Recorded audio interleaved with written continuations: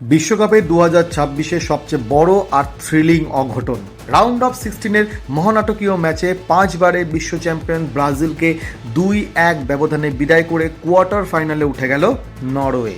প্রথমার্ধের একদম শুরুতেই ব্রাজিল একটি পেনাল্টি পেয়েছিল, কিন্তু ভিনিসিয়াস জুনিয়রের বদলে সেই পেনাল্টিটি নেয় গুয়ামারেস সেই পেনাল্টি মিস করে। যদিও একজন খেলোয়াড়ের পেনাল্টি মিস করার জন্য তার কোয়ালিটি নিয়ে কোনো প্রশ্ন তোলা উচিত নয়, কারণ পেনাল্টি 50-50 চান্স, কিন্তু এটা সত্যি যে ব্রাজিল কিছু সহজ চান্স সত্যি মিস করেছে। ভিনিসিয়াসের একটা দুর্দান্ত বল বাড়ানো, যেটা গোল হওয়া 100% নিশ্চিত ধরে নিয়েছিল ব্রাজিল ফ্যানরা, কিন্তু এনরিক সেটা মিস করে। কোচ আনচেলত্তির তরফ থেকে আমরা ভেবেছিলাম যে নেইমার আর একটু আগে আসবে, কিন্তু নিউ জার্সি স্টেডিয়ামে এই ম্যাচের মোড় একাই ঘুরিয়ে দেন আর্লিং হাল্যান্ড। 79 মিনিটে প্রথম হেডে গোল করেন, দুর্দান্ত গোল, কিন্তু 90 মিনিটে করা তার যে গোলটা, সেটি ছিল একটা ক্যাজুয়াল শট। সেই গোলটা এত বাজেভাবে ক্যাজুয়ালি নেওয়ার পরেও গোল হয়ে যায়, সেটা ব্রাজিলের ডিফেন্ডারের দোষ বলে আমার বিশ্বাস।